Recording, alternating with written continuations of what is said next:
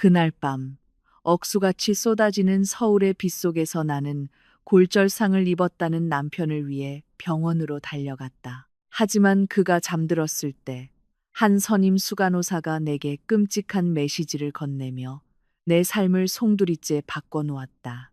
다시는 오지 마세요. CCTV를 확인하세요. 이야기가 시작되기 전 이 이야기를 보고 계신 친구분들은 어느 지역에서 시청하고 계신지 댓글로 남겨주세요. 좋아요와 구독을 잊지 마시고 이 채널이 더욱 성장하여 더 흥미로운 이야기를 전할 수 있도록 응원해 주세요. 서울의 밤은 오늘따라 유난히 사나웠다. 오후부터 무자비하게 쏟아진 장대비는 도시 곳곳에 물웅덩이를 만들었고 당연하게도 끔찍한 교통체증을 유발했다. 나는 김이 서려 흐릿한 카카오 택시 창문에 이마를 기댔다. 마치 막혀버린 빛의 강처럼 길게 늘어선 차량들의 불빛을 바라보았다. 간간이 터지는 천둥 소리에 나는 승객석에서 깜짝 놀라 몸을 떨었다. 머릿속이 온통 혼란스러웠다. 몇 시간 전 나는 낯선 번호로부터 남편 민준이 사고를 당했다는 전화를 받았다. 그가 맡고 있는 한 건설 현장 계단에서 굴러떨어졌다는 것이었다. 그 소식은 맑은 하늘의 날벼락 같았고 이 경우에는 폭풍 우 치는 밤의 번개와도 같았다. 민주는 작은 건설 회사를 운영했다. 최근 몇 년간 그의 사업은 부진했지만 그는 언제나 굳건한 척했다.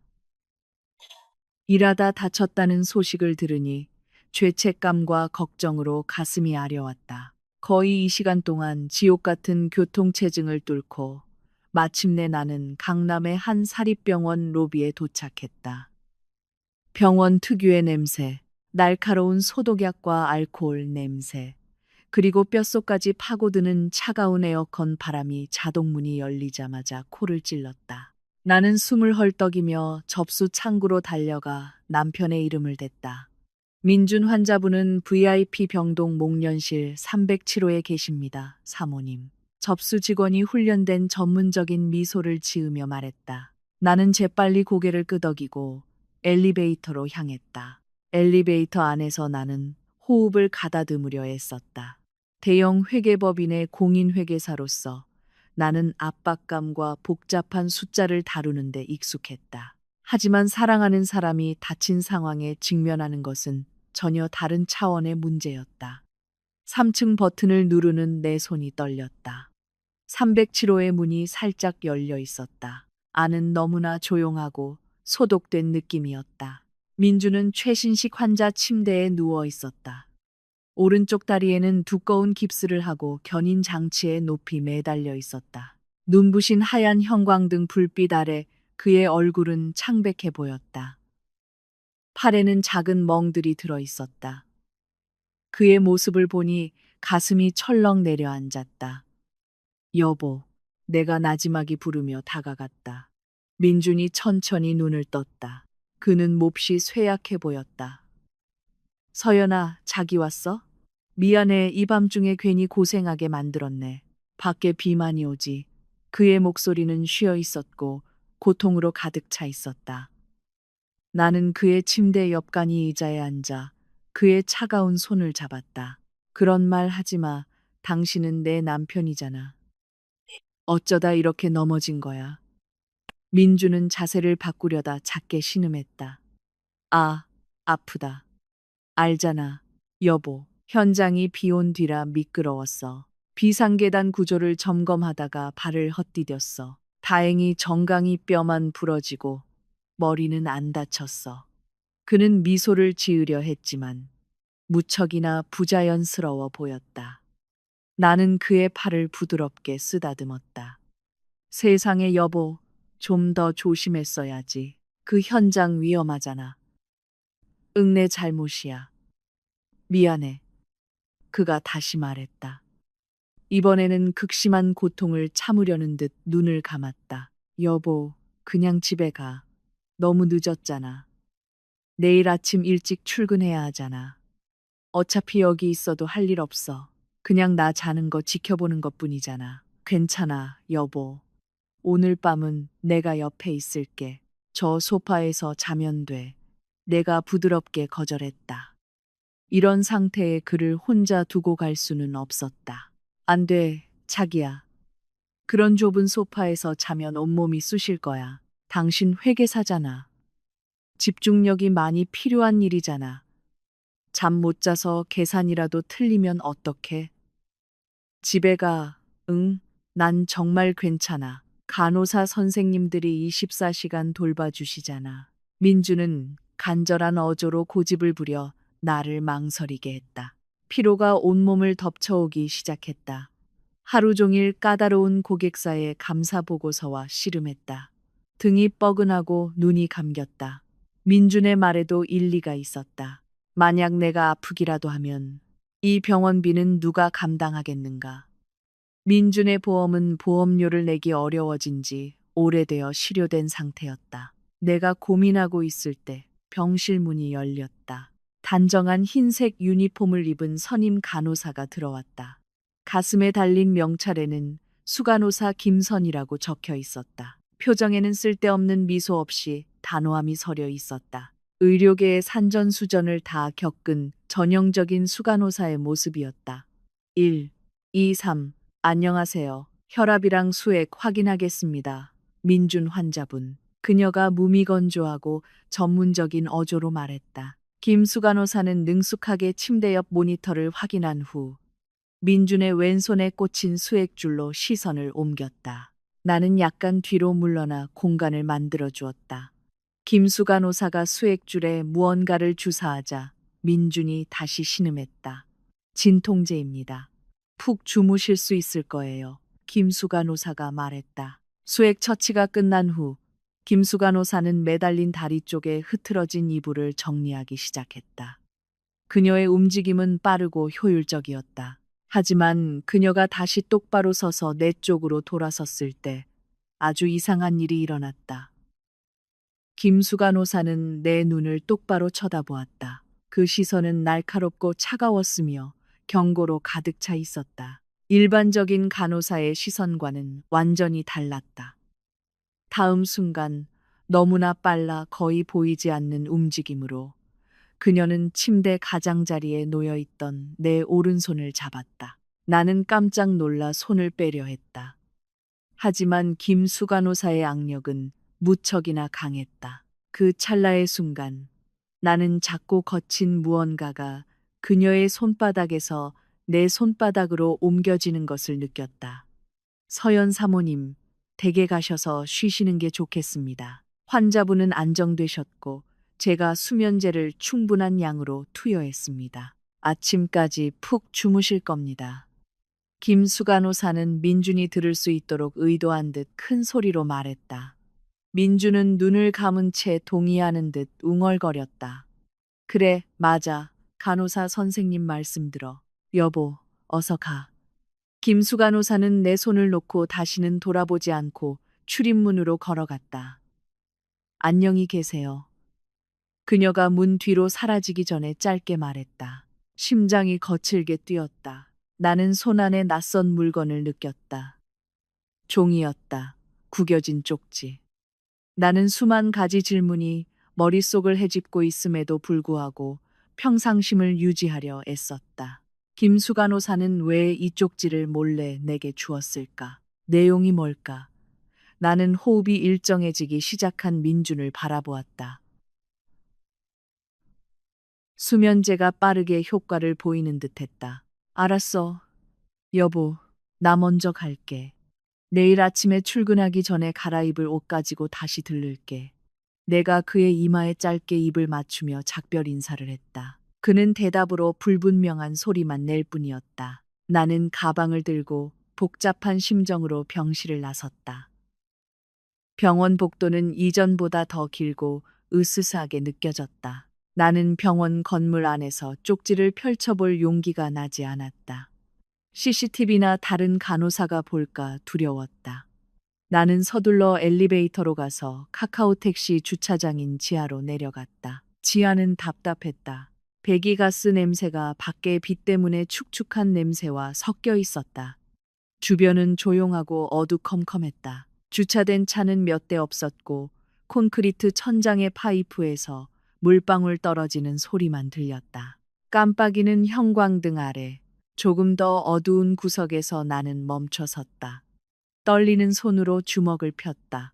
거기에는 작은 공처럼 구겨진 낡은 영수증이 놓여 있었다. 뻣뻣하게 느껴지는 손가락으로 나는 구겨진 영수증을 천천히 폈다. 비어있는 뒷면에는 검은색 볼펜으로 급하게 쓴 손글씨가 있었다. 글씨는 서두르고 압박감 속에서 쓴 듯 조금 지저분했다.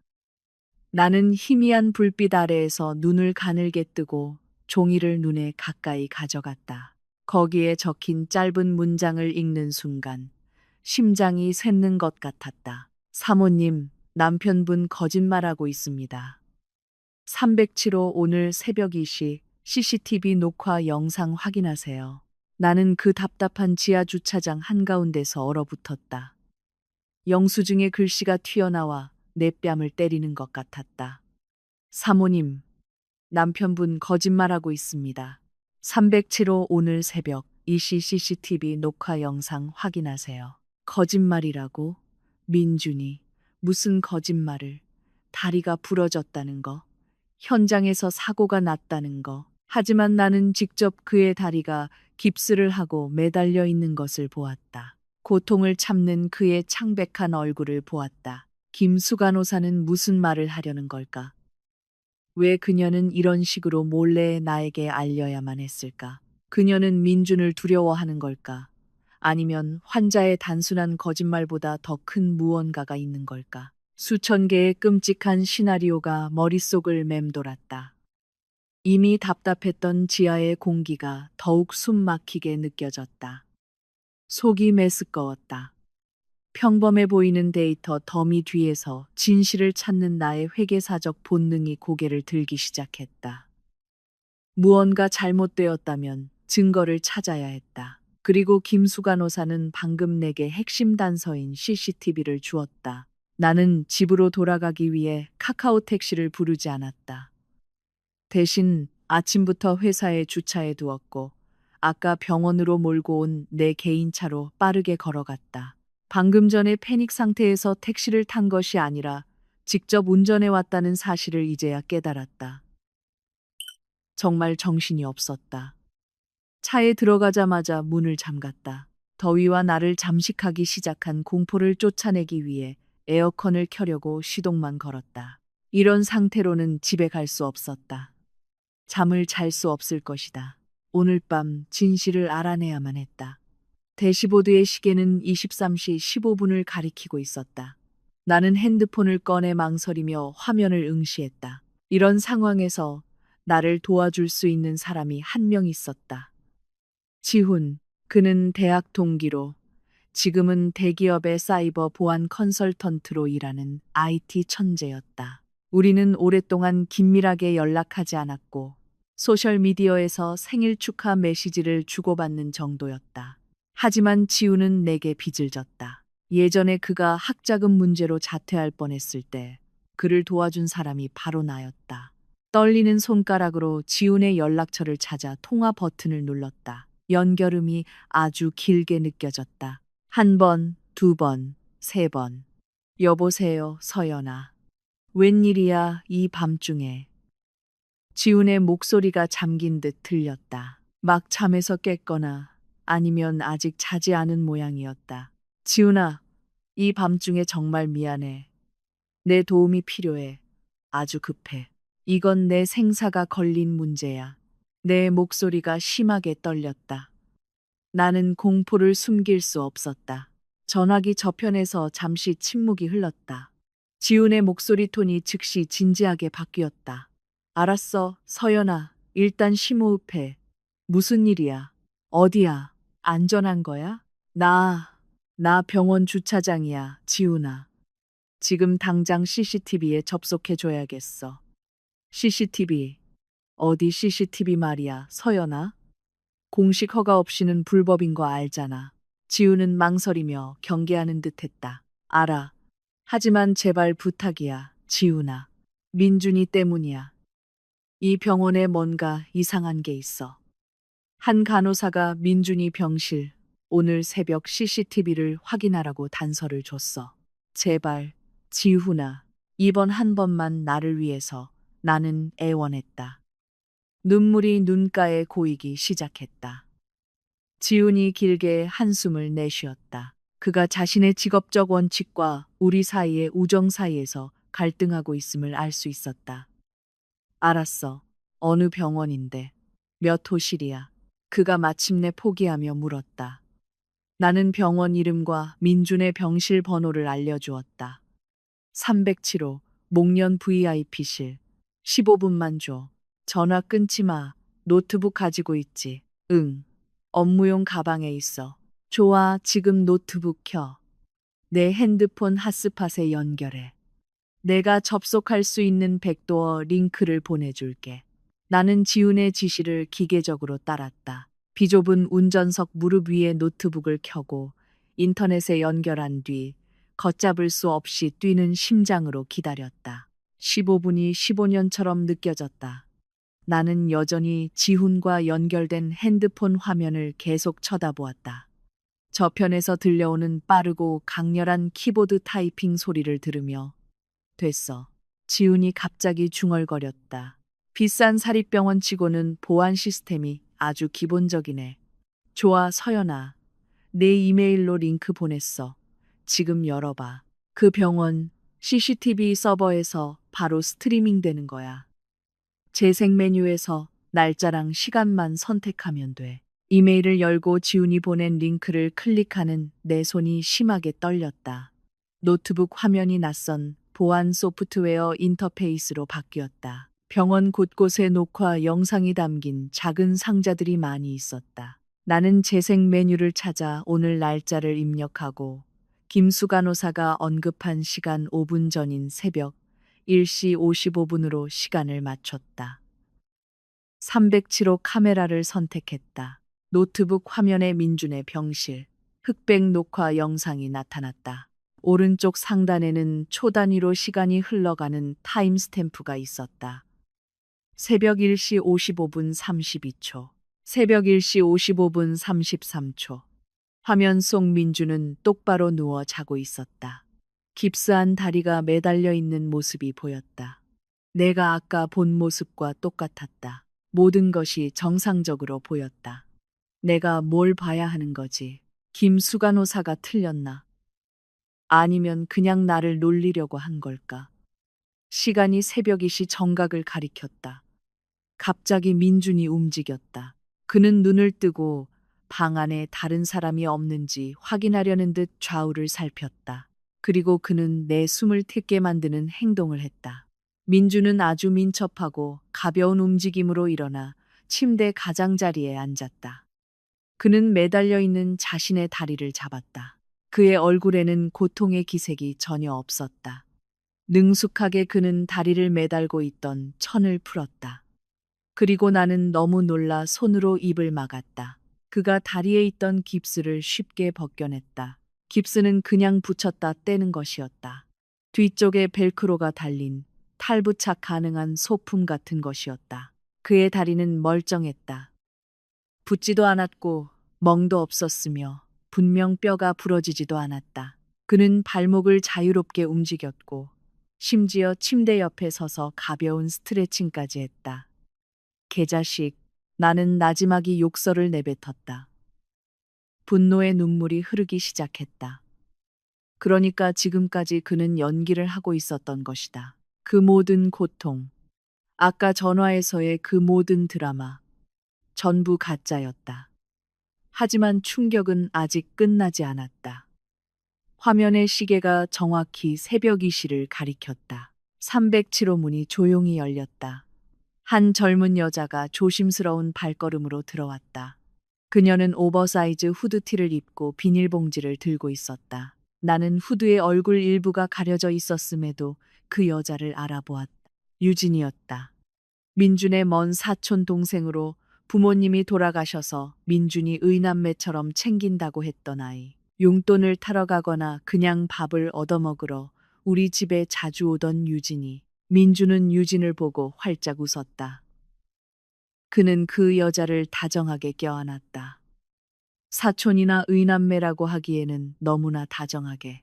유진은 그의 포옹에 답하며 들고 온 봉지를 테이블 위에 놓았다. 왜 이렇게 늦었어, 자기야. 아까부터 아픈 척 신음하느라 배고파 죽는 줄 알았네.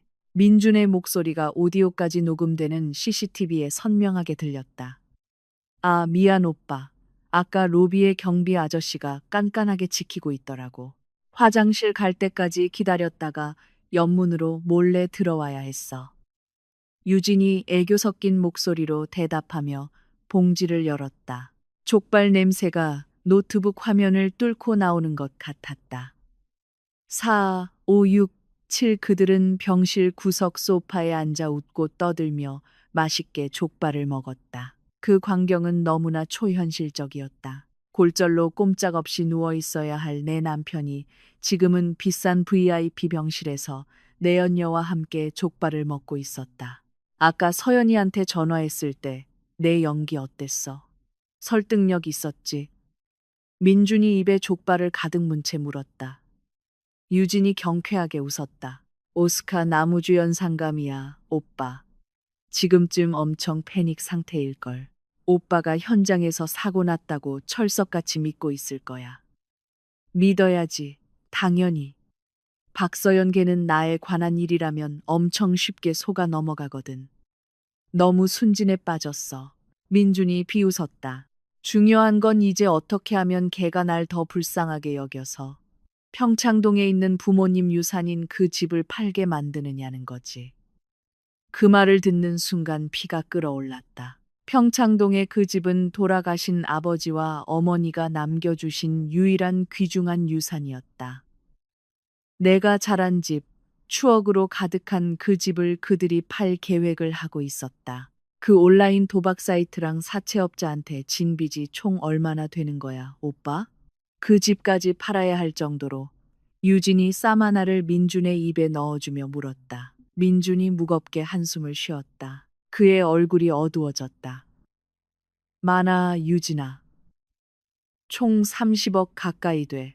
이자가 미쳤어. 이번 주까지 못 갚으면 그 사채업자 사장이 사람 보내서 날 끝장내겠다고 협박했어. 그래서 이 사고 시나리오를 만든 거야. 서연이가 불쌍하게 여겨서 치료비랑 내 가짜 프로젝트 빚 갚는 데 쓰라고 그 집을 팔게 하려고 30억. 그 많은 돈이 온라인 도박으로 사라졌다. 세상이 무너지는 것 같았다.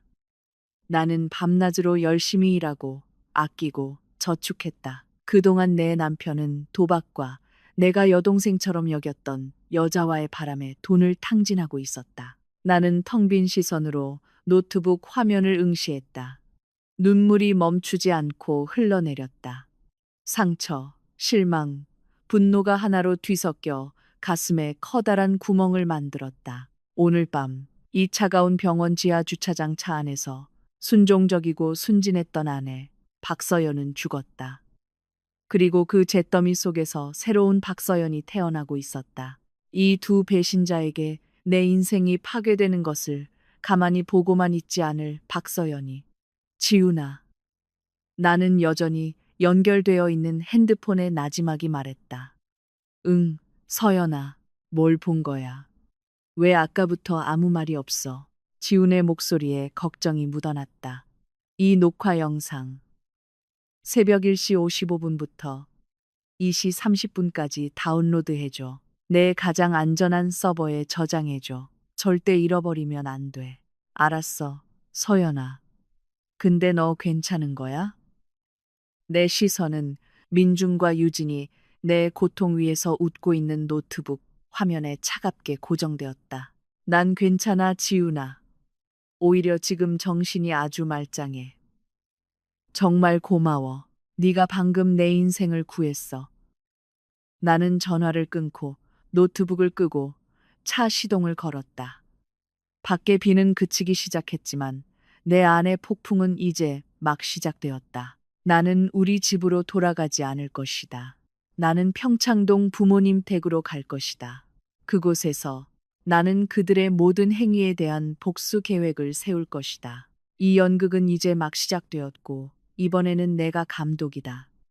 오늘 서울의 태양은 평소보다 훨씬 더 사나운 것 같았다. 그 뜨거운 빛이 목련 VIP 병동의 창문을 뚫고 들어와 차가운 바닥에 긴 실루엣을 만들었다. 에어컨을 최저 온도로 설정했음에도 불구하고 나는 여전히 더위를 느꼈다. 날씨 때문이 아니라 307호실 안에 점점 더 답답하고 숨 막히는 분위기 때문이었다. 오늘은 민준이 입원한 척한 지 사흘째 되는 날이었다. 한국 사회의 미덕처럼 누군가가 아프다는 소식은 마른 들판에 불 번지듯 빠르게 퍼져나갔다. 아침부터 친척과 동료들이 줄지어 병문안을 왔다. 기도와 응원의 자리가 되어야 할 병문안이 오늘 내게는 거대한 연극 무대처럼 보였다. 넓은 병실은 이제 사람들로 가득 찼다. 문병객들이 가져온 과일, 빵, 그리고 다양한 떡의 냄새가 약 냄새와 뒤섞여 속을 메스껍게 만드는 향기를 만들어냈다. 주인공인 민주는 침대에 누워 약하고 창백하지만 꿋꿋하게 미소를 지으려는 잘 계산된 표정을 짓고 있었다. 가짜 깁스를 한 그의 다리는 높이 매달려 모든 이의 관심과 동정의 중심이 되었다. 힘내, 민준아. 사고라는 게 다 그렇지. 누구에게나 일어날 수 있는 일이잖아. 민준의 삼촌인 박 이사님이 남편의 어깨를 가볍게 두드리며 말했다. 네, 삼촌. 일부러 와주셔서 정말 감사합니다. 빨리 나아서 다시 일해서 아내 먹여 살릴 수 있게 기도해 주세요. 민준이 일부러 쉰 목소리로 대답했다. 그의 눈이 잠시 나를 향했다.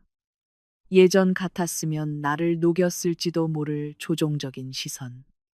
하지만 이제는 내 마음속 깊은 곳에서 혐오감만 불러일으킬 뿐이었다. 의남매를 가장한 내연녀 유지는 침대 머리맡 의자에 얌전히 앉아 있었다. 그녀는 민준에게 오렌지를 까주고 가끔 휴지로 민준의 이마에 맺힌 땀을 닦아주었다.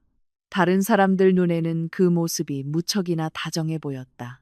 헌신적인 사촌 동생. 하지만 내 눈에는 수치심이라고는 없는 두 배신자의 역겨운 장면일 뿐이었다. 나는 방구석에 서서 벽에 기댄 채 텅 빈 시선으로 모든 것을 지켜보았다. 버텨야 했다. 지금 폭발해서는 안 되었다. 갑자기 병실 문이 거칠게 활짝 열렸다. 히스테릭한 울음소리가 즉시 방 안을 가득 채우며 다른 손님들의 대화 소리를 압도했다.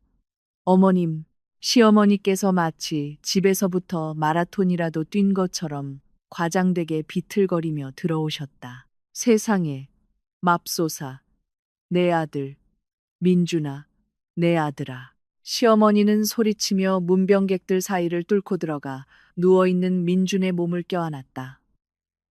어머니, 진정하세요. 민준이는 괜찮아요. 민준이 놀란 척 연기했지만 그의 손은 어머니의 포옹을 받아들였다. 괜찮기는 뭐가 괜찮아. 내 다리가 그렇게 박살이 났는데 괜찮다니. 아이고, 내 팔자도 참 기고하구나, 아가. 시어머니는 가짜 깁스를 쓰다듬으며 통곡했다. 그 눈물은 내가 진실을 몰랐다면 나조차도 이 모자무제의 장면에 함께 울었을 만큼 설득력이 있었다. 시어머니는 그리고 내 쪽으로 고개를 돌렸다. 방금 전까지 슬픔으로 가득했던 그녀의 시선이 갑자기 날카롭게 변했다. 내 얼굴에 꽂히는 시선은 면도날처럼 날카로웠다. 그녀는 일어나 내게 다가왔다. 다른 손님들은 갑자기 나타난 긴장감을 감지하고 즉시 조용해졌다. 그들은 마치 다음에 무슨 드라마가 펼쳐질지 기다리는 드라마 시청자 같았다. 서연아, 시어머니가 소리쳤다. 너는 대체 어떤 아내니? 남편이 이렇게 중병에 걸렸는데 구석에 동상처럼 가만히 서 있기만 하고 남편 마사지를 해주거나 밥을 먹여주지는 못할 망정. 유진이가 민준이를 돌보느라 바쁘잖아. 네가 아내야. 장식품이야. 나는 가슴속에서 끓어오르는 분노의 파도를 억누르려 길게 숨을 들이마셨다. 방금 행정 처리 좀 하고 왔어요, 어머님. 그리고 유진이가 돕겠다고 해서요. 나는 최대한 목소리 톤을 평평하게 유지하며 차분하게 대답했다. 변명은. 시어머니는 내 변명을 일축했다. 그녀는 다시 민준의 침대 가장자리에 앉아 아들의 손을 꼭 잡았다. 잘 들어, 서연아. 민준이한테 다 들었다. 민준이 다리 수술하고 치료하는데 수십억 원이 든다고 하더구나. 신경이 눌려서 독일에서 만든 티타늄 핀인가 뭔가를 박아야 한다고. 게다가 민준이가 아파서 중단된 프로젝트 빚도 있고. 나는 눈썹을 치켜 올렸다. 그들의 시나리오가 점점 더 정교해지고 있었다. 독일제 티타늄 핀이라 참 창의적이었다.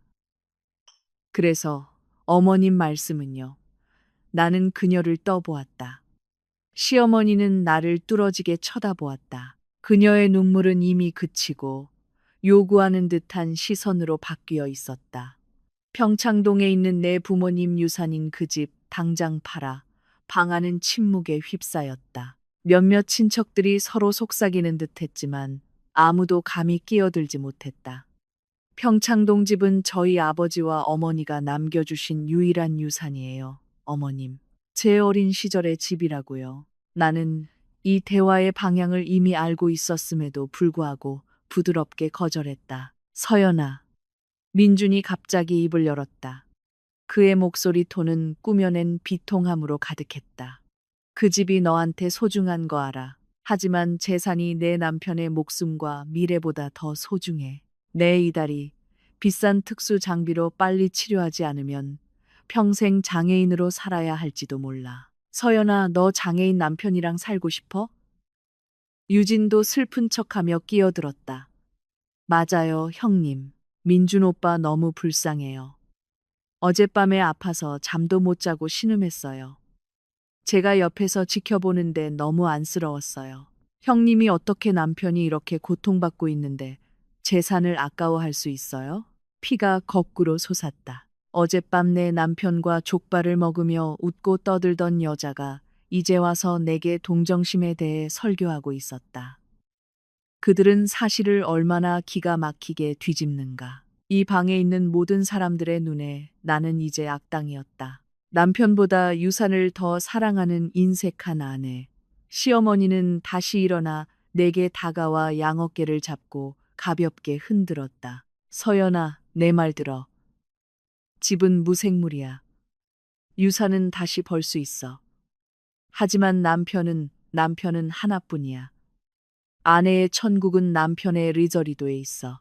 네가 인색하게 굴어서 민준이가 너를 용납하지 않으면 너 지옥에 가고 싶어? 그리고 너 아직 민준이한테 아이도 못 낳아줬잖아. 이제 그를 장애인으로 만들 셈이야. 그 말은 정확히 내 명치를 찔렀다. 아이 문제는 시어머니가 나를 궁지에 몰아넣을 때 항상 사용하는 마지막 무기였다. 의사는 우리 둘 다 건강하지만 아직 운이 따르지 않을 뿐이라고 했음에도 불구하고 하지만 이번에는 그 고통이 엄청난 혐오감에 묻혀버렸다. 나는 그 거짓으로 가득한 늙은 얼굴을 바라보았다. 내가 그동안 존경했던 얼굴이 아들과 똑같은 교활함을 품고 있었다. 나는 잠시 눈을 감고 CCTV 녹화 영상을 다시 떠올렸다. 춤을 추던 민준, 깁스를 풀던 민준, 그 장면이 내가 평정심을 유지할 수 있는 연료가 되었다. 지금 거절하면 그들은 의심할 것이다. 그들의 게임에 맞춰주되 내 규칙대로 움직여야 했다. 나는 눈을 뜨고 슬프고 체념한 표정을 지었다. 내 연기가 민준만큼 뛰어나지는 않겠지만 이미 승리감에 도취된 그들을 속이기에는 충분했다. 어머님이 맞아요. 내가 고개를 숙이며 나지막이 말했다. 죄송해요, 어머님. 제가 그 집의 추억이 너무 많아서 혼란스러웠어요. 하지만 어머님 말씀대로 민준 씨의 안전이 더 중요하죠. 승리의 미소가 시어머니의 입가에 옅게 번졌다. 그녀는 안도하는 표정으로 그것을 숨기려 했지만 민준과 유진은 재빨리 시선을 교환했다. 그들의 눈은 탐욕으로 빛났다. 그래야지. 그게 바로 현숙한 아내지. 시어머니가 외치며 나를 즉시 껴안았다. 뱀이 휘감는 듯한 포옹이었다. 언제 팔 수 있겠니? 어머니가 빨리 팔 수 있게 도와줄 중개인 아는 사람이 있는데. 나는 천천히 그녀의 포옹에서 벗어났다. 중개인 쓸 필요 없어요, 어머님. 수수료만 많이 나가잖아요.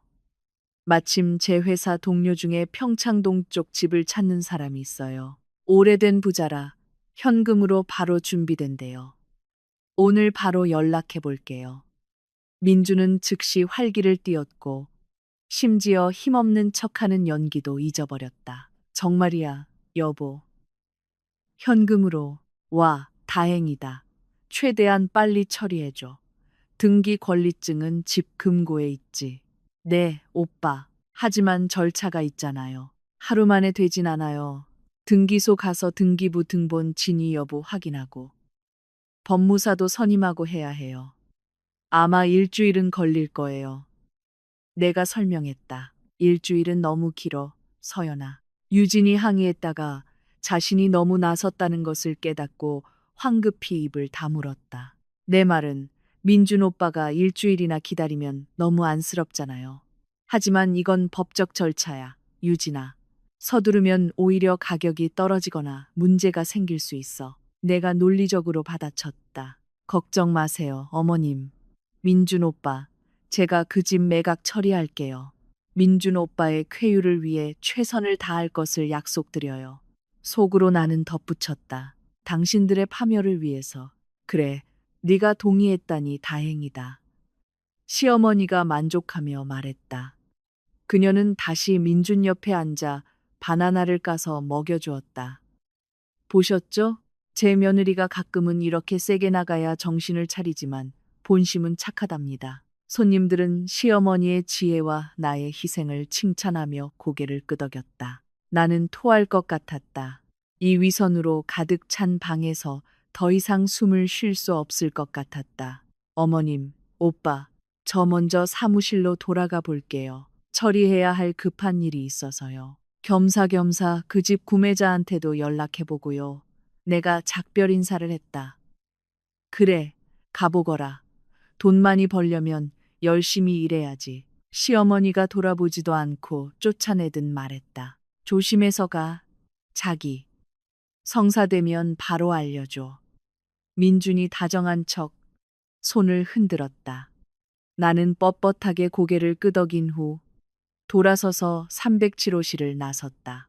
문이 등 뒤에서 닫히자마자 나는 잠시 복도 벽에 기대어 심호흡을 했다. 병실 밖의 산소는 훨씬 더 깨끗하게 느껴졌다. 나는 손톱이 하얗게 될 때까지 주먹을 꽉 쥐었다. 너희들이 이겼다고 생각해. 기다려봐. 평창동 집은 한 푼도 너희 손에 들어가지 않을 거야. 오히려 내가 내 놈과의 결혼 생활을 잿더미로 만들어 버릴 테니까. 여의도에 있는 빌딩 25층은 나의 가장 안전한 피난처였다. 여기 오만한 서울의 콘크리트 정글 풍경을 보여주는 유리벽 뒤에서 나는 다시나 자신으로 돌아왔다. 회계사 박서연. 여기에는 악어의 눈물도, 다리 부러진 척하는 연극도, 교활한 시어머니도 없었다. 오직 숫자, 데이터, 그리고 사실만이 존재했다. 그리고 내 감사 스승님이 항상 가르쳐 주셨듯이 숫자는 절대 거짓말하지 않는다. 거짓말을 하는 것은 인간이다. 키보드 치는 소리가 내 큐비클 공간을 가득 채웠다. 동료들은 월말 보고서로 바빴다. 하지만 나는 훨씬 더 중요한 개인 프로젝트를 진행하고 있었다. 사무용 노트북과 개인 노트북이 나란히 켜져 있었다. 오른쪽 화면에는 회사 업무 데이터가, 왼쪽 화면에는 내 결혼 생활의 파산 대차대 조표가 있었다.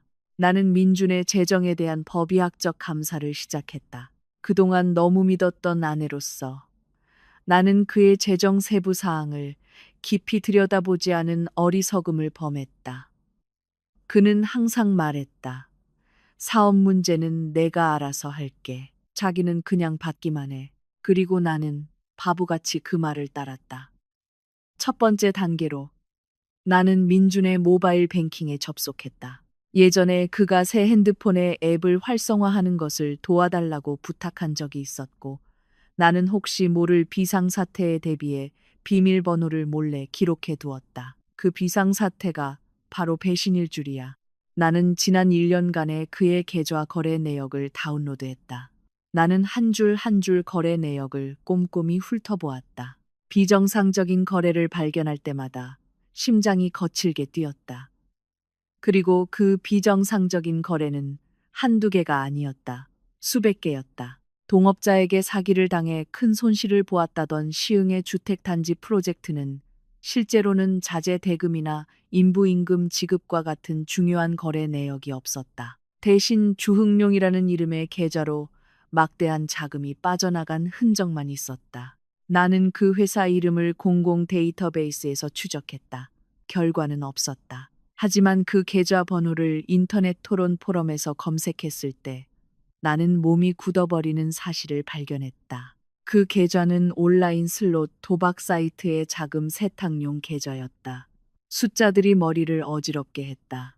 500만 원, 1천만 원, 2천만 원. 거의 매일 이체가 이루어졌다. 가끔 돈이 들어오기도 했지만 아마도 딴 돈이었을 것이다. 하지만 그 금액은 적었고 몇 시간 안에 다시 그곳으로 이체되어 사라졌다. 지난 1년간의 총 손실액은 거의 15억 원에 달했다. 프로젝트 추가 자본금이라는 핑계로 그가 자주 요구했던 우리 부부의 저축액이 디지털 도박판으로 흘러 들어간 것이다. 분노로 손이 떨렸다. 식은 땀이 관자놀이를 타고 흘렀다. 충격이 채 가시기도 전에 나는 그에 못지않게 가슴 아픈 또 다른 거래 패턴을 발견했다. 유진이라는 이름의 계좌로 매달 500만 원씩 정기적으로 이체된 내역이었다. 거래 메모는 다양했다. 통신비, 생활비 또는 가끔은 그냥 웃는 이모티콘. 한 달에 500만 원. 그것은 그가 내게 한 달 식비로 주던 생활비보다 많은 금액이었다. 나를 미치게 만드는 사치스러운 생활 방식의 거래 내역도 있었다. 그가 지방 프로젝트 현장 답사를 간다고 했던 날짜에 반둥의 5성급 호텔 결제 내역, 온라인 명품 부티크에서 2천만 원짜리 명품 가방 구매 내역, 가족 모임에서 유진이 들고 있던 것을 본 적 있는 가방이었다. 그녀는 남자친구가 선물해준 최고급 짝퉁이라고 했었다. 알고 보니 그 남자친구는 내 남편이었다. 개자식. 나는 나지막이 욕설을 내뱉었다. 분노의 눈물이 뺨을 타고 흘렀지만 서둘러 닦아냈다. 울고 있을 시간이 없었다. 집중해야 했다. 은행 거래 내역 외에도 나는 그가 집에 두고 간 낡은 태블릿에 동기화된 민준의 이메일도 확인했다. 스팸 및 휴지통 폴더에서 나는 진정한 공포를 발견했다. 합법적이든 불법적이든 다양한 온라인 대출, 즉 사채 업체로부터 온 협박 이메일들이었다.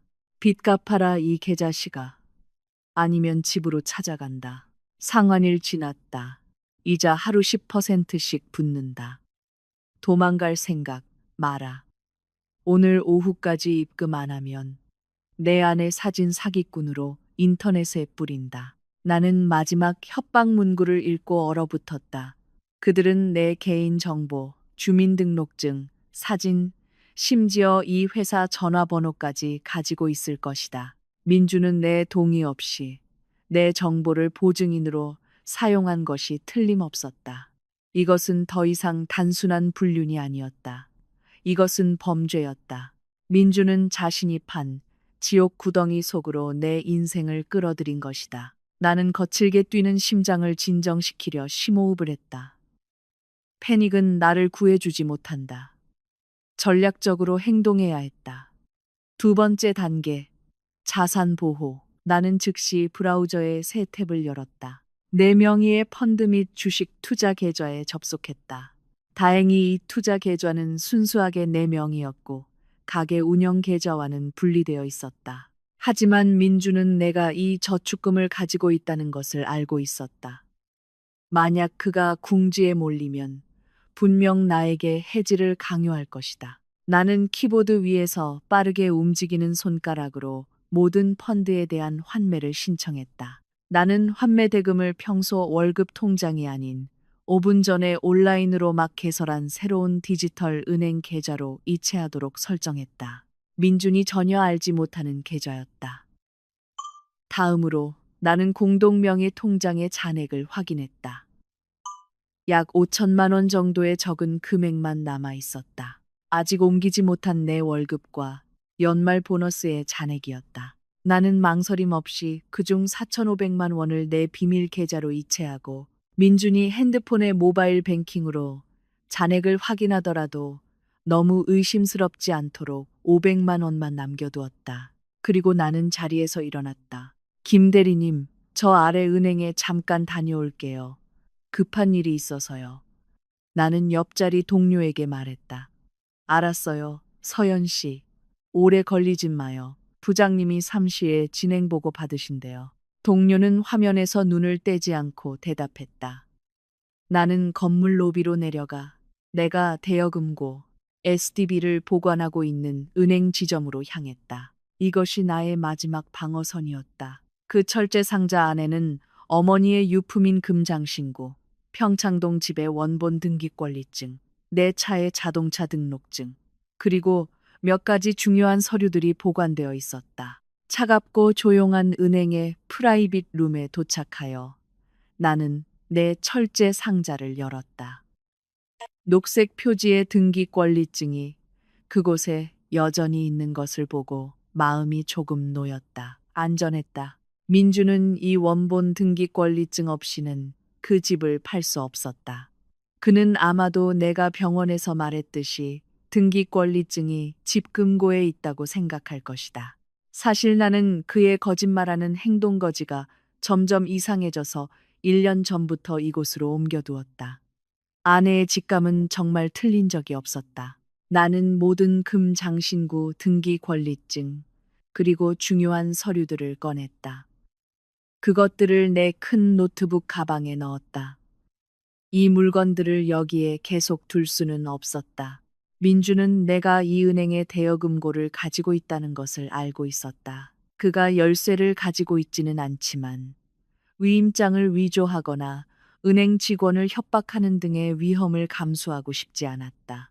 나는 이 모든 것을 다른 지역에 있는 다른 은행의 대여금고로 옮길 것이다. 내 고등학교 동창이 지점장으로 근무하는 은행이라 특별히 추가 보안을 부탁할 수 있을 것이다. 그 후 나는 ATM에 들렀다. 내 직불카드 비밀번호를 변경했다. 또한 신용카드 콜센터에 전화하여 민준이 가지고 있던 가족 카드를 정지시켰다. 분실 사유는 소매치기. 나중에 그의 카드가 거절당할 때 창피 좀 당해보라지. 사무실로 돌아오니 재정적으로는 조금 더 안정감을 느꼈지만 정신적인 부담은 여전히 나를 짓눌렀다. 민주는 수십억의 빚을 졌다. 그는 잔인한 사채업자들에게 쫓기고 있었고 내 유산인 집을 희생양으로 삼을 계획이었다.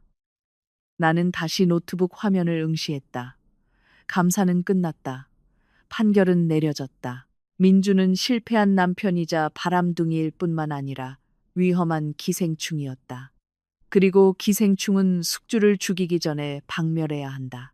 갑자기 핸드폰이 진동했다. 민준으로부터 카카오톡 메시지가 왔다. 사랑하는 아내 서연에게. 어떻게 됐어? 구매자한테 전화해봤어? 방금 은행에서 KTA 신용, 대출, 제한 전화 왔는데 거절했어. 집 한 돈 기다리는 게 나으니까.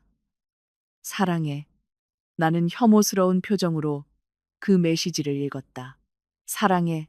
라고 푹. 나는 단호한 손가락으로 답장을 입력했다. 응, 오빠.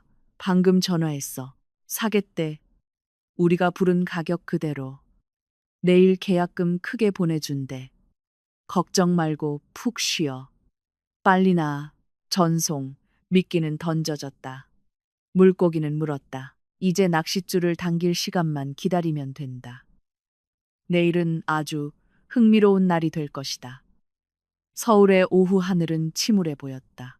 마치 목련 VIP 병동 복도를 기어다니는 긴장감을 함께 느끼는 듯했다. 검은 구름이 낮게 드리워져 307호 병실 안으로 잿빛 그림자를 퍼뜨렸다. 복도등들이 하나둘씩 켜지기 시작했고 그 어스름한 분위기는 오히려 내게 으스스한 느낌을 더했다. 하지만 이 방 안에 다른 세 사람에게 오늘 오후는 헛된 희망으로 가득 찬 시간이었다. 나는 방구석 가죽 소파에 앉아 핸드폰 메시지에 답장하는 척했다.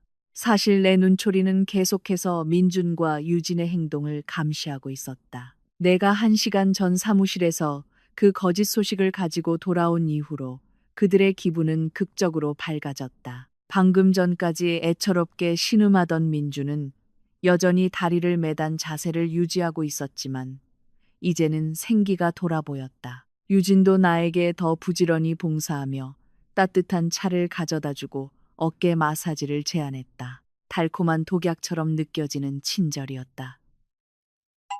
그래서 진짜 내일 입금되는 거야, 여보. 전액으로. 민준이 지난 1시간 동안 10번째로 물었다. 그의 눈은 탐욕으로 빛났고 마치 눈앞에 돈더미가 쌓인 것을 보는 듯했다. 나는 속에서 들끓는 혐오감을 억누르며 엷은 미소를 지었다. 응, 오빠. 아까 구매자인 박 회장님이 법무사한테 확인했대. 그분은 복잡한 거 싫어하는 스타일이래. 원본 등기 권리증만 있으면 내일 아침에 내 계좌로 바로 전액 송금하신대. 우리가 부른 가격 그대로 150억. 150억이라는 숫자를 듣자 방구석에서 기도를 드리던 시어머니가 서둘러 인사를 마치셨다. 그녀는 재빨리 기도복을 접고 환한 얼굴로 우리 대화에 끼어들었다. 아이고, 하나님 감사합니다. 시어머니가 손을 모으며 외쳤다. 드디어 어머니의 기도가 이루어졌구나. 봤지, 서연아. 남편을 위해 기꺼이 희생하면 복은 생각지도 못한 곳에서 온단다. 150억이면 민준이 싱가포르에서 수술받고도 남아. 나머지는 민준이 다시 사업 시작할 자금으로 쓰면 되겠네. 네, 어머님. 나는 짧게 대답했다. 속으로는 비웃었다. 싱가포르 수술, 사업 자금, 아니면 슬롯 도박 자금과 내연녀의 명품 가방 쇼핑 자금. 자기야, 나 화장실 좀 다녀올게. 배가 좀 아파서. 나는 자리에서 일어나며 말했다. 이것은 내 계획의 일부였다. 나는 민준이 치명적인 실수를 저지를 수 있도록 거짓된 사적인 공간을 제공해야 했다. 그래, 다녀와. 너무 오래 있지는 말고. 민준이 태평하게 대답했다. 그는 나를 쳐다보지도 않고 활짝 웃으며 핸드폰을 만지작거리고 있었다. 나는 VIP 병실 안에 화장실로 걸어가 문을 닫았지만 완전히 닫지는 않았다. 작은 틈을 남겨두었다. 내 핸드폰 카메라 렌즈가 엿보고 소리를 선명하게 녹음할 수 있을 만큼 심장이 세차게 뛰었다. 나는 민준의 어리석음과 오만함의 모든 것을 걸었고 내 추측은 맞았다. 내가 화장실에 들어가 물을 트는 소리를 듣자마자 그는 누군가에게 전화를 걸었다. 소리를 감추기 위한 고전적인 수법. 민준은 즉시 누군가에게 전화를 걸었다. 여보세요, 사장님. 하하. 네, 접니다. 민준입니다.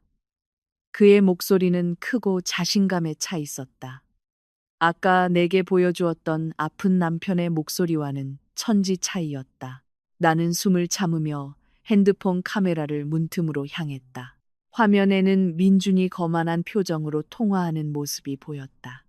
유진과 시어머니는 미소를 지으며 듣고 있었다. 진정하세요, 사장님. 그렇게 화내지 마시고요. 제가 말씀드렸잖아요. 저는 원래 돈 많은 사람이라고. 그냥 어제 운이 좀 없었을 뿐이에요. 내일이면 사장님 빚 30억 전부 다 갚아드릴게요. 할부 필요 없이 현금으로요. 민준이 크게 웃었다. 네, 제 아내가 유산으로 받은 집 팔기로 했어요. 쉽죠, 뭐. 걔는 좀 멍청해서요. 제가 조종하기 쉬워요. 제가 아픈 척 좀 하고 울고불고 했더니 바로 넘어가더라고요. 그의 입에서 그 말이 나오는 것을 듣고 피가 끓어올랐다. 멍청하다고. 조종하기 쉽다고. 지난 5년간의 결혼 생활 동안 그는 나를 그렇게 봐왔던 것이다. 인생의 동반자가 아니라 어리석은 젖소로. 아무튼 내일 계좌나 준비해 두세요. 돈 들어오자마자 바로 송금할게요. 나머지는 제 여동생이랑 신나게 좀 놀아야죠. 민준이 낄낄거리는 유진에게 윙크를 했다. 알겠습니다, 사장님. 네. 다시는 저한테 협박 전화하지 마세요. 저 지금 목련 병원에 있어요. 아픈 척 하면서 호캉스 즐기는 중이거든요. 하하, 딸까. 전화가 끊겼다. 나는 떨리는 손으로 핸드폰 녹음을 껐다. 증거는 손에 들어왔다. 그의 병이 연기였고, 목적은 내 재산을 빼앗으려는 것이라는 직접적인 자백. 하지만 나는 아직 만족하지 못했다. 나는 그가 진정한 공포를 느끼길 바랐다. 나는 핸드폰의 연락처 목록을 열었다. 오늘 오후 민준의 이메일을 감사하면서 가장 잔인한 협박을 자주 보내던 현장 채권 추심원의 전화번호를 기록해 두었다. 민준의 핸드폰에는 에어컨 기사라고 위장되어 있었지만 나는 그것이 도박 조직의 비톡촉업자 번호라는 것을 알고 있었다. 오늘 오후 병원 매점에서 막 산 새 유심 카드를 낀 새 번호로 나는 짧지만 치명적인 메시지를 입력했다. 코브라 추심팀에게 타겟 민준 박서연의 남편 위치 목련 VIP 병원 3층 307호 정보 타겟은 아프지 않음. 당신들을 피하기 위해 골절인 척 연기 중. 오늘 아내의 집을 팔아 150억 원을 손에 넣었음. 돈은 침대 및 가방에 있음. 오늘 밤 해외로 도피하기 전에 지금 당장 오시오. 전송. 나는 가방 속 현금과 해외 도피라는 양념을 추가하여 빚 독촉업자들의 분노와 탐욕을 자극해 번개처럼 달려오게 만들었다. 그 깡패들은 뚱뚱한 먹잇감을 놓치고 싶지 않을 것이다. 메시지를 보낸 후 나는 심호흡을 하고 분노의 흔적을 지우기 위해 세면대에서 찬물로 얼굴을 씻은 다음 상쾌한 얼굴로 화장실에서 나왔다. 이제 좀 괜찮아, 여보? 민준이 형식적으로 물었다. 응, 오빠. 나는 달콤하게 미소 지으며 대답했다. 아, 나 잠깐 아래 매점 가서 커피 좀 사올게. 너무 졸려서. 앞에 붕어빵 있으면 어머님 것도 사다 드릴까요? 죄책감 없이 시어머니가 부탁했다. 네, 어머님. 사다 드릴게요. 나는 병실을 나왔지만 매점으로 가지 않았다. 나는 병원 정문 로비로 걸어가 정문을 볼 수 있는 전략적인 위치에 대기 의자에 앉았다.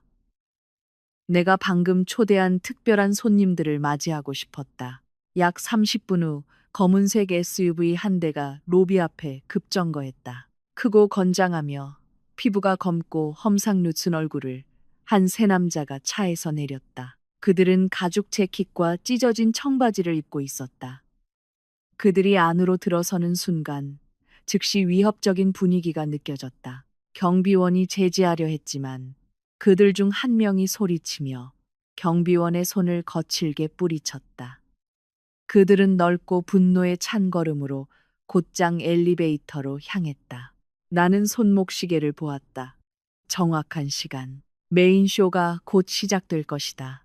나는 일어나 블레이저를 정돈하고 안전한 거리를 유지하며 그들을 따라 천천히 걸었다. 307호에서 일어날 드라마의 단 한순간도 놓치고 싶지 않았다. 이제 감독이 자신의 작품 결과를 목격할 시간이었다. 평소 VIP 구역이라 조용했던 3층 복도의 분위기가 갑자기 팽팽해졌다. 덩치 큰 세 남자의 무거운 발소리가 대리석 바닥에 울려 퍼져 몇몇 간호사와 다른 방문객들이 겁에 질려 길을 비켜섰다. 나는 그들 뒤에서 약 10m의 거리를 두고 걸었다. 심장이 세차게 뛰었다. 두려움 때문이 아니라 끓어오르는 기대감 때문이었다.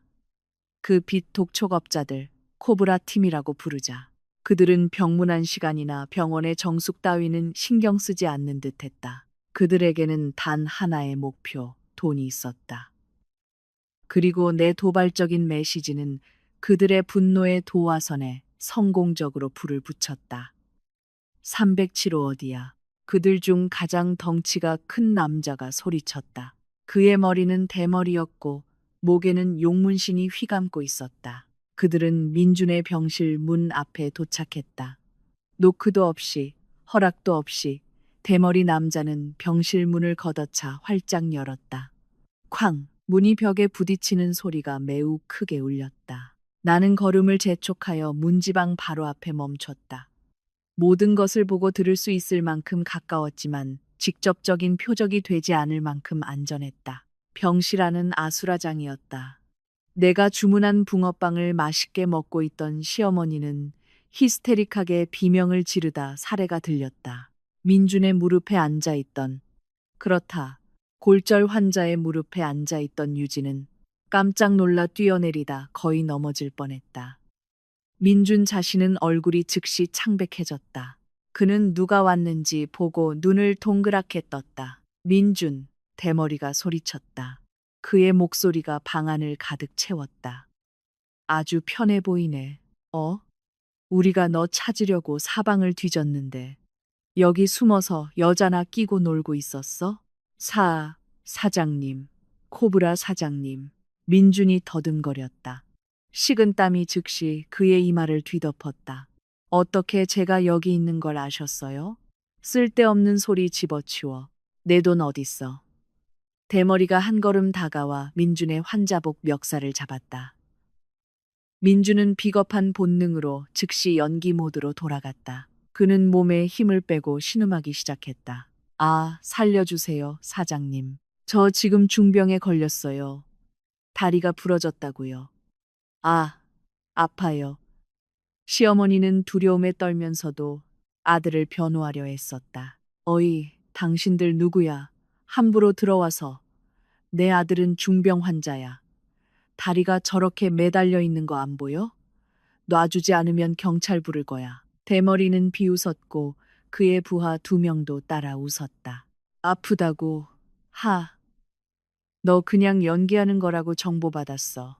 방금 150억 생겼다며? 돈 어딨어? 침대 밑에 있다던데. 코브라의 부하 중 한 명이 즉시 침대 밑을 뒤지기 시작했고 물건들을 거칠게 내던졌다. 돈 가방은 없는데요, 보스. 그가 보고했다. 거짓말. 누가 저한테 150억이 있다고 했어요? 민준이 목소리를 높여 공황 상태에 빠져 소리쳤다. 저 돈 없어요. 맹세해요. 말 맞네. 대머리가 민준을 때리려 손을 들었다. 그때 내가 조용히 방 안으로 들어섰다. 안녕하세요, 사장님들. 죄송하지만 문은 부수지 말아주세요. 나중에 제가 병원에 변상해야 하거든요. 모든 시선이 내게 쏠렸다. 민주는 혼란과 희망이 뒤섞인 눈으로 나를 바라보았다. 아마도 내가 평소처럼 그의 빚을 갚아줄 것이라고 생각했을 것이다. 서연아, 나 좀 도와줘. 저 사람들이 날 죽이려고 해. 대머리가 나를 날카롭게 쳐다보았다. 너 누구야? 아내입니다. 맞습니다, 사장님. 저는 이 아프다고 하는 환자의 아내 박서연입니다. 나는 아프다고 하는이라는 단어를 강조하며 차분하게 대답했다. 나는 침대 맞은편 테이블로 걸어갔다. 스마트 TV 리모컨이 놓여 있는 곳, 좋아. 내 남편이 우리 사장님한테 30억 빚졌어. 지금 당장 갚지 않으면 우리가 데려간다. 대머리가 위협했다. 시어머니는 울부짖었다. 서연아, 빨리 갚아줘. 그 집 판 돈으로 내 남편 죽는 꼴 보고 싶어? 나는 시어머니에게 달콤하게 미소 짓고 이제는 시체처럼 변한 민준의 얼굴을 바라보았다. 오빠, 어머님, 유진 씨. 뭔가 오해가 있는 것 같네요. 평창동 집은 아직 팔리지 않았고 앞으로도 절대 팔지 않을 겁니다. 뭐라고? 민준과 시어머니가 동시에 외쳤다. 그리고 민준 씨 빚에 관해서는 나는 TV 리모컨을 들고 전원 버튼을 눌렀다. 벽에 걸린 큰 화면이 켜졌다. 나는 미리 핸드폰을 TV에 연결해 두었다. 사장님들께서 제 남편을 데려가시기 전에 이걸 보셔야 할 것 같아요. 그의 건강 상태에 대한 의심이 없도록 말이죠. 나는 재생 버튼을 눌렀다. 새벽 2시에 CCTV 녹화 영상이 50인치 화면에 선명하게 나타났다. 화질은 뚜렷했다. 방 안의 모든 사람들이 침묵했다. 숨 막히는 정적. 화면에는 민준이 민첩하게 깁스를 풀고 유진이 들어오는 모습이 보였다. 그들은 족발을 먹었고 절정의 순간 민준이 유진의 손을 잡고 일어서서 요즘 유행하는 틱톡 댄스를 매우 활기찬 동작으로 추는 장면이 나왔다. 민준은 점프하고 돌고 엉덩이를 흔들었다. 골절의 흔적은 조금도 보이지 않았다. 대머리는 화면을 멍하니 쳐다보다가 이전보다 훨씬 더 무서운 시선으로 천천히 민준에게 고개를 돌렸다. 그의 얼굴은 놀림당했다는 생각에 새빨갛게 달아올랐다. 그래서 대머리가 으르렁거렸다. 그의 목소리는 낮았지만 치명적이었다. 내 놈이 우리 모두를 속였어. 내 다리가 박살났다고 했는데 틱톡 댄스는 출 수 있나 보지. 민주는 심하게 떨었다. 이가 딱딱 부딪혔다. 그는 말을 하려 했지만 아무 소리도 나오지 않았다. 유진은 이미 방구석으로 천천히 물러나 있었다. 나는 TV를 껐다. 사장님들께서 보신 대로 제 남편은 아주 건강합니다. 춤을 출 수 있을 만큼 아주 기운이 넘치죠. 그러니 데려가세요. 빚을 갚기 위해 강제 노역이든 뭐든 할 수 있을 겁니다. 저는 아내로서 손 뗐습니다. 서연아, 너 미쳤어? 시어머니가 비명을 질렀다. 그녀는 내게 달려들려 했지만 코브라의 부하 중 한 명이 한 손으로 그녀를 막았다. 저는 미치지 않았어요, 어머님. 정신을 차린 거죠. 저는 민준 씨와 유진의 불륜 사실을 이미 알고 있었어요. 제 모든 돈이 도박으로 사라진 것도 알고 있고요. 그리고 저는 제 부모님의 유산인 집을 배신자들을 위해 팔 생각이 추호도 없습니다. 나는 시어머니의 눈을 뚫어지게 쳐다보며 차갑게 말했다. 나는 이제 울고 있는 민준에게 시선을 돌렸다. 정말로 두려워서 우는 눈물이었다. 오빠, 당신의 행동으로 스스로 초대한 손님들 잘 즐기세요. 저는 갑니다. 이혼 서류는 다음 주에 제 변호사를 통해 보내겠습니다. 서연아, 가지마. 자기야. 미안해. 내가 잘못했어. 서연아, 민준이 히스테릭하게 소리치며 침대에서 내려오려 했지만 그의 옷깃은 이미 대머리에게 다시 잡혀 있었다. 어디가, 이 사기꾼아? 대머리가 소리쳤다. 데려가. 차로 끌고 가. 본부에서 처리한다. 안 돼. 어머니, 민준이 좀 살려주세요. 민준의 비명은 그가 침대에서 강제로 끌려 내려올 때 처절하게 울려 퍼졌다. 그의 가짜 깁스가 풀려 바닥에 뒹굴었다. 산산조각 난 거짓말에 말없는 증거가 되었다. 시어머니는 사랑하는 아들이 쌀자루처럼 끌려가는 것을 보고 그 자리에서 기절했다. 유진은 몰래 빠져나가려 했지만 내가 문에서 그녀를 막았다. 어디가, 유진아? 내가 물었다. 언니, 저는 상관없는 일이에요. 유진이 겁에 질려 중얼거렸다. 오, 아주 상관 있지. 너는 그 돈을 즐겼고 그의 남편을 즐겼어. 이제 그 결과도 즐겨야지. 저기 어머님 기절하셨네. 돌봐드리고. 각오해. 나는 너를 간통죄로 고소할 거야. 증거는 전부 다 모아놨어. 나는 그녀의 귓가에 속삭였다. 나는 엄청난 해방감을 느끼며 307호실을 나섰다. 내 뒤에서는 소란, 비명, 그리고 울음소리가 여전히 들려왔다. 하지만 내게는 그것이 아름다운 음악이었다. 복도에서는 몇몇 간호사와 경비원들이 307호실로 달려가고 있었다.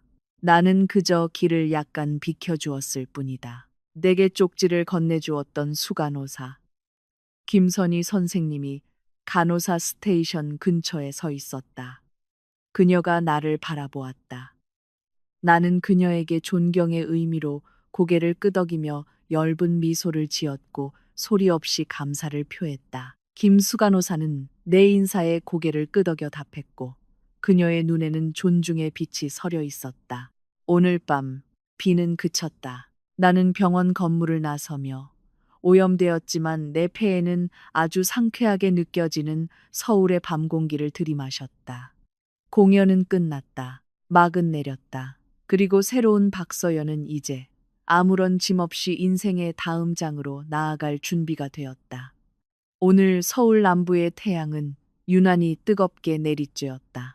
마치 그 아래 있는 모든 이들의 남은 인내심마저 태워버릴 기세였다. 하지만 내게는 피부를 태울 듯한 이 열기가 마음속으로 스며드는 시원하고 편안한 냉기와는 비교할 수 없었다. 오랫동안 기다려온 상쾌한 해방감. 나는 가정법원 건물 앞에 서서 재판정에서 너무 오래 앉아 있어 약간 구겨진 블레이저를 매만졌다. 방금 전 판사님의 망치 소리가 아직도 귓가에 생생했다. 세 번의 내리침, 땅땅땅. 단순한 소리였지만 지난 5년간 내 목을 조여왔던 얽힌 실타래를 끊어내는 마법 같은 힘을 지니고 있었다. 재판부는 피고인 민준이 건강상의 이유를 대며 이전 세 번의 재판에 불출석했기 때문에 내 이혼 소송을 궐석 재판으로 승인했다. 오늘 그 결정은 최종 확정되었다. 나는 공식적으로 돌싱이 되었고 맹세컨대 이렇게 행복했던 적은 없었다. 나는 긴 숨을 들이마시며 길거리 먼지와 섞인 자유의 공기를 들이켰다. 달콤했다. 나는 이 슬픔과 이별의 기운으로 가득 찬 곳을 서둘러 떠나기 위해 주차장으로 향했다. 하지만 낡은 차 한 대, 카카오 택시가 로비 바로 앞에 멈춰서는 것을 보고 걸음을 멈췄다. 택시 문이 열렸. 흐트러진 스카프를 두른 한 노부인이 먼저 내렸다. 그녀의 얼굴은 몇 달 전 병원에서 마지막으로 보았을 때보다 10년은 더 늙어 보였다. 피로와 스트레스의 흔적이 얼굴 피부 구석구석에 선명하게 새겨져 있었다. 시어머니, 전 시어머니였다. 그녀는 돌아서서 누군가가 조수석에서 내리는 것을 도왔다. 가슴이 철렁했다. 그리움 때문이 아니라 내 의식을 강타하는 너무나 짙은 아이러니 때문이었다. 민준, 내 전 남편이 힘겹게 내렸다. 그는 더 이상 연기하지 않았다. 이번에는 정말로 휠체어에 앉아 있었다. 그의 오른쪽 다리. 예전에 내 재산을 갈취하기 위해 가짜 깁스를 했던 그 다리는 이제 눈에 띄게 가늘고 뻣뻣해 보였다. 예전에 오만하고 기만으로 가득 찼던 그의 얼굴은 이제 야위고 웬텟으며 왼쪽 뺨에는 길게 남은 흉터가 장식되어 있었다. 그날 밤 그가 직접 초대한 손님들이 남긴 기념품. 아마도 그들은 판결을 취소하거나 연기시키려 왔겠지만 너무 늦었다. 재판은 끝났다. 나는 얼굴을 돌려 내 차로 계속 걸어가려 했다. 하지만 시어머니의 날카로운 눈이 이미 내 모습을 포착했다. 서연아, 서연아, 기다려. 시어머니가 소리쳤다. 그녀의 목소리는 쉬어 있었고 깊은 절망이 묻어났다. 그녀는 울퉁불퉁한 길에서 스스로 휠체어를 밀기 힘들어하는 민준을 남겨두고 작은 걸음으로 내게 달려왔다. 나는 멈춰서서 등을 곧게 펴고 나의 전매 특허인 차가운 가면을 썼다. 더 이상 순종적인 박서연은 없었다. 그들 앞에 서 있는 것은 이제 낯선 사람이었다. 서연아, 아가, 다행이다. 여기서 만나서. 시어머니가 내 손을 잡으려 했지만 나는 한 걸음 물러섰고 그녀의 손은 허공에 머물렀다. 무슨 일이세요, 어머님? 재판은 끝났어요. 판사님께서 망치도 두드리셨고요. 우리는 이제 아무 관계도 아니에요. 나는 무미건조하게 대답했다. 시어머니는 울기 시작했다. 예전에 나를 조종하기 위해 자주 사용했던 눈물이 이제는 고통 때문에 진심으로 보였다. 제발, 서연아, 제발. 민준이 좀 도와줘. 우리 망했어. 시골에 있던 어머니 집도 사채업자들이 뺏어갔어. 민준이는 진짜 장애인이 됐어. 서연아, 그날 밤 병원에서 그놈들한테 다리를 아주 박살냈어. 뼈가 으스러지고 신경이 끊어졌대. 평생 제대로 걷지 못한대. 나는 이제 어머니 뒤 몇 미터에 있는 민준을 바라보았다. 그는 고개를 숙이고 감히 내 눈을 마주치지 못했다. 그의 어깨가 가볍게 떨렸다. 우는 건지, 부끄러움을 참는 건지, 그건 더 이상 제 일이 아니에요. 어머님, 그건 민준 씨가 스스로 한 선택의 결과예요. 빚을 진 것도 그 사람, 사기를 친 것도 그 사람, 위험을 자초한 것도 그 사람이에요. 나는 감정 없이 대꾸했다. 하지만 그는 내 남편이었잖아, 서연아. 전 남편이라고. 너는 조금의 정도 없어. 시어머니가 통곡했다. 그 유진이라는 년, 그 쌍년은 민준이가 깡패들한테 끌려가는 거 보자마자 도망쳤어. 민준이 지갑에 있던 남은 현금까지 훔쳐서 달아났다고. 우리는 이제 아무도 없어, 서연아. 민준이 동생은 월급이 최저임금 수준이라 치료비랑 아직도 쌓여있는 빚 갚기에는 턱없이 부족해. 유진의 이름이 언급되었다. 아, 물론이지. 기생충은 숙주가 죽어가면 옮겨가는 법이니까. 유진이 민준을 떠났다는 소식에 나는 전혀 놀라지 않았다. 물질과 불륜의 기반 위에 세워진 사랑은 폭풍이 닥쳤을 때 절대 버틸 수 없다. 어머님, 나는 단호하게 말을 끊었다. 제가 민준 씨를 사기 및 문서 위조 제그가 제 명의로 온라인 대출을 받을 때 저지른로 감옥에 보내지 않은 것만으로도 충분히 친절을 베푼 거예요. 제 명의로 된 빚들은 제 유산이 아니라 제 피땀으로 번 돈으로 이미 다 갚았어요. 그걸로 충분해요. 더 이상 요구하지 마세요. 민준이 갑자기 고개를 들었다. 그의 눈은 붉고 젖어 있었다. 서연아, 미안해.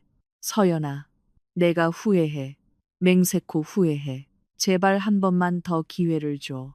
내가 변할게. 약속해. 내 종이 되라면 될게. 제발 다시 받아만 줘. 나 이렇게 가난하게 쫓기면서 사는 거 못 견디겠어, 서연아. 그 말들이 그의 입에서 너무나 쉽게 흘러나왔다. 두 번째 기회라고. 그가 도박을 위해 내 부모님의 유산을 팔 계획을 세운 후에 내가 뼈 빠지게 일하는 동안 다른 여자와 희희낙낙한 후에 나는 민준의 휠체어에 다가갔다. 시어머니는 내가 마음이 약해졌다고 생각했는지 희망에 찬 눈으로 나를 바라보았다. 나는 민준과 눈높이를 맞추기 위해 약간 몸을 숙였다. 그에게서 이제는 퀴퀴한 냄새와 값싼 파스 냄새가 섞여났다. 내가 사주던 비싼 향수를 항상 뿌리던 예전의 민준과는 너무나 달랐다. 오빠, 미안, 민준 씨. 나는 정정했다. 병원에서 그날 밤 기억나. 부러졌다는 다리로 틱톡 춤추던 밤. 그때 정말 행복했지. 멍청한 아내를 속이는데 성공해서 세상을 다 가진 기분이었을 거야. 민준이 흐느꼈다. 그 얘기 그만해, 서연아. 내가 미쳤었어. 미친 게 아니야, 민준 씨. 그게 당신 본성이지. 나는 날카롭게 속삭였다. 하늘은 공평하다는 거 알지? 당신은 부정한 돈을 얻으려고 절름발이인 척했어. 이제 하늘이 당신에게 진짜 절름발이가 되는 벌을 내린 거야. 반성하라고. 남은 인생 회개하는 데 써. 당신 피를 빨아먹을 새로운 숙주를 찾는데 쓰지 말고. 나는 다시 일어서서 내 말에 창백해진 시어머니를 바라보았다. 그리고 어머님, 나는 전 시어머니에게 말했다. 나는 그녀의 오른손을 잡았다. 시어머니는 놀라며 눈을 빛냈다. 아마도 내가 돈을 줄 것이라고 생각했나 보다. 나는 그 주름진 손등에 경건하게 입을 맞췄다.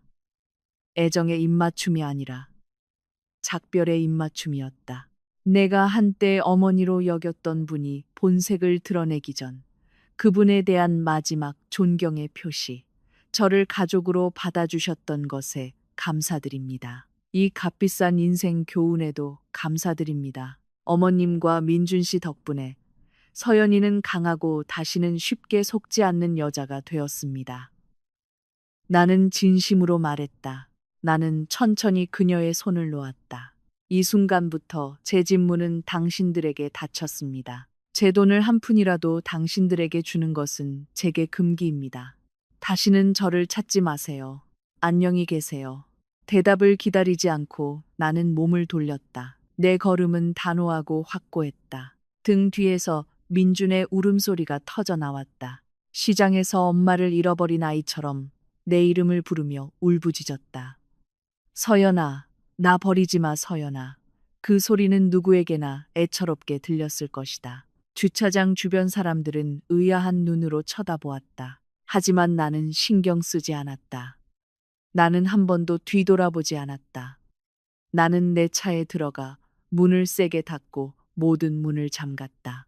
조용한 차 안에서 나는 백미러에 비친 내 모습을 바라보았다.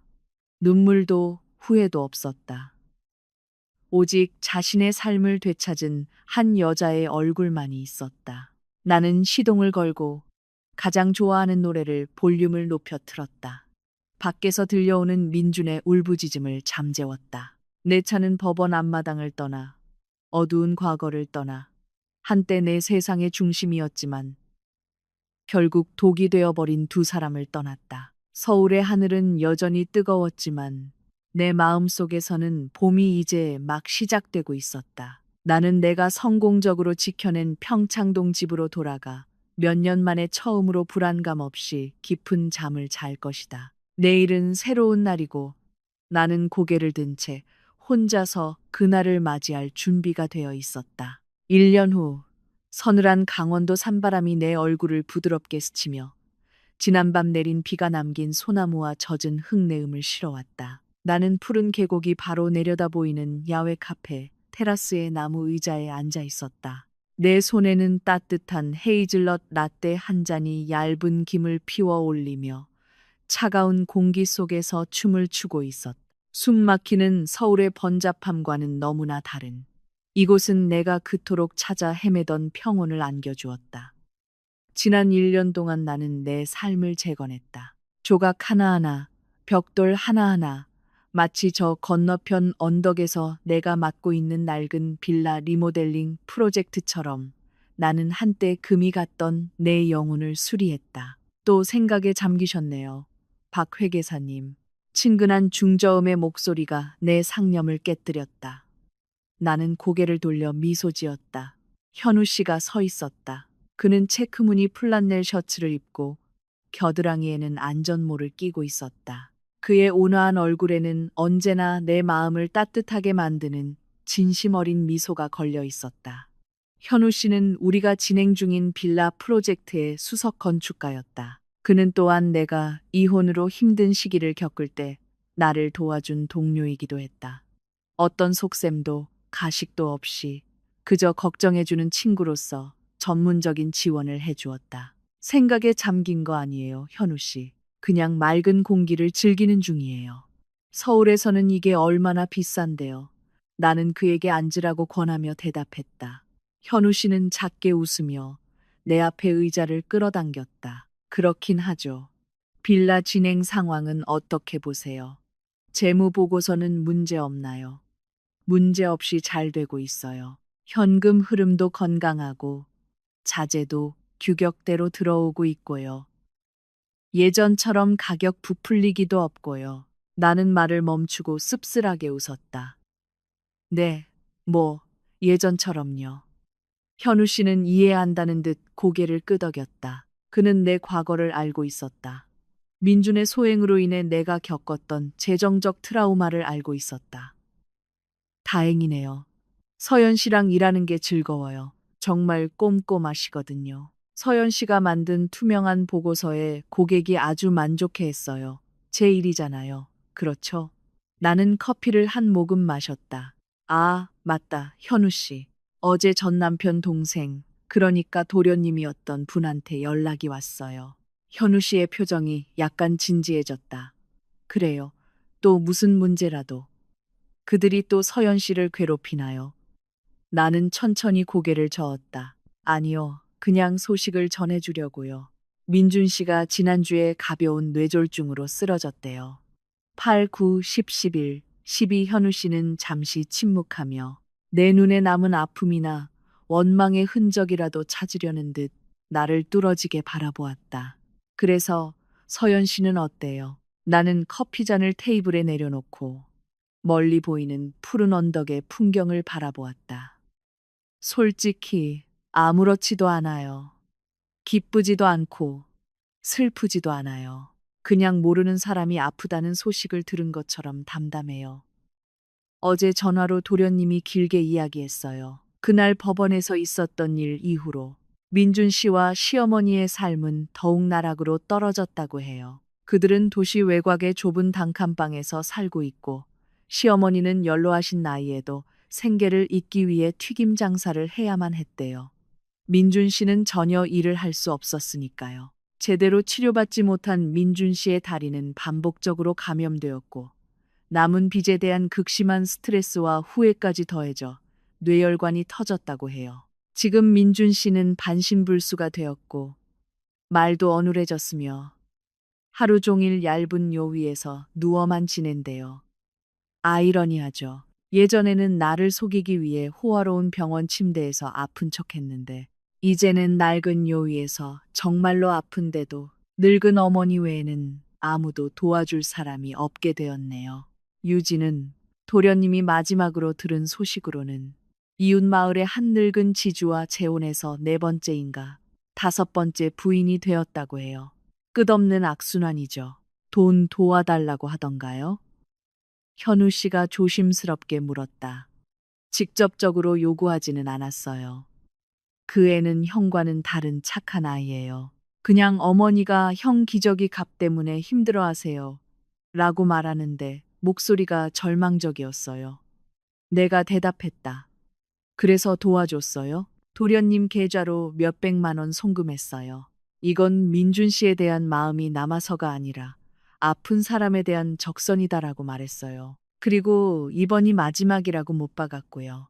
버려진 아픈 사람들을 돌봐주는 사회복지재단 번호도 알려줬어요. 그것이 같은 인간으로서 제 마지막 도움이었어요. 현우 씨는 활짝 웃었고 그의 시선에는 감탄이 가득했다. 서연 씨는 정말 대단한 여자예요. 그렇게 어두운 과거를 원망 없이 용서하거나 적어도 평화롭게 받아들일 수 있는 사람은 많지 않아요. 원망은 사람을 지치게 만들어요. 현우 씨. 에너지를 소모시키죠. 그럴 에너지 있으면 돈 벌어서 이렇게 예쁜 빌라나 짓는 데 쓰는 게 낫죠. 나는 분위기를 바꿔보려 농담을 던졌다. 정말 맞는 말이에요. 현우 씨가 웃었다. 그는 셔츠 주머니를 뒤져 브로셔 하나를 꺼냈다. 말이 나와서 말인데 다음 주에 싱가포르에서 건축 박람회가 있어요. 거기서 진행될 프로젝트 비용 견적 감사를 도와줄 파트너가 필요한데 겸사겸사 여행도 하고요. 같이 갈래요. 항공권이랑 숙박은 회사에서 지원해요. 나는 그 브로셔를 보고 말을 잃었다. 싱가포르, 예전에 민준이 가짜 수술 핑계로 댔던 나라. 이제 그곳으로 가는 제안이 사기극이 아닌 업무 성과로 내게 왔다. 나는 현우 씨를 바라보았다. 그의 눈에는 진심이 담겨 있었다. 조종적인 시선도, 요구하는 시선도 아닌 한 여성을 동등한 파트너로 존중하는 남자의 시선. 지난 1년 동안 현우 씨는 항상 곁에 있었다. 억지로 들어오려 하지 않고 항상 내 마음의 문턱에서 지켜봐 주었다. 내가 스스로 문을 열 준비가 될 때까지. 나는 준비가 되었을까? 잘 모르겠다. 하지만 한 가지는 확실했다. 나는 더 이상 두렵지 않았다. 더 이상 트라우마에 시달리지 않았다. 그 상처는 이제 내가 얼마나 강하게 버텨냈는지를 상기시켜주는 흉터로 아물었다. 싱가포르라. 나는 중얼거렸다. 좋네요. 여건이 오랫동안 잠자고 있었거든요. 현우 씨의 눈이 빛났다. 정말요? 알았어요. 오늘 밤에 바로 티켓 예약할게요. 갑자기 빗방울이 하나둘씩 천천히 떨어지기 시작했다. 카페에 있던 사람들이 비를 피할 곳을 찾아 움직이기 시작했다. 하지만 나와 현우 씨는 여전히 그곳에 앉아 있었다. 우리 테이블을 보호해주는 큰 파라솔 아래에서 나는 고개를 들어 하늘을 바라보았다. 지평선 끝, 거치기 시작하는 잿빛 구름 사이로 다채로운 색의 아름다운 곡선이 부끄럽게 나타났다. 무지개네요. 사람들은 무지개가 거센 폭풍우가 지나간 후에만 나타난다고 말한다. 그리고 그 말은 사실이었다. 내 인생의 폭풍은 지나갔다. 예전에 내 베개릿을 적시던 눈물의 비는 그쳤다. 이제 내 하늘은 다시 맑아지기 시작했다. 나는 더 이상 어리석은 박서연이 아니다. 나는 더 이상 희생자가 아니다. 나는 내 운명의 완전한 통제권을 쥔 채 내 두 발로 당당히 서 있는 독립적인 여성이다. 목련 VIP실에서의 연극은 끝났다. 그 책은 굳게 닫혔고 나는 그것을 불태웠다. 지금 나는 내 새 책의 첫 페이지를 쓰고 있다. 부활, 성공, 그리고 아마도 연극 없는 진정한 행복에 대한 희망에 관한 책. 저기 봐요, 현우 씨. 무지개예요. 나는 하늘을 가리켰다. 현우 씨는 내 손가락이 가리키는 방향을 따랐다가 다시 나를 바라보았다. 아름답네요. 네, 정말 아름다워요. 제 말은 서연 씨요. 지금의 서연 씨가 정말 아름다워 보여요, 서연 씨. 저 무지개보다 더 밝아요. 얼굴이 뜨거워졌다. 나는 남은 커피를 마시며 뺨에 오른 홍조를 감추고 작게 웃었다. 강원도의 바람이 다시 불어왔지만 이번에는 춥게 느껴지지 않았다. 따뜻했다. 아주 따뜻했다. 비는 그쳤고 무지개는 떴으며 내 인생은 이제 막 시작되었다.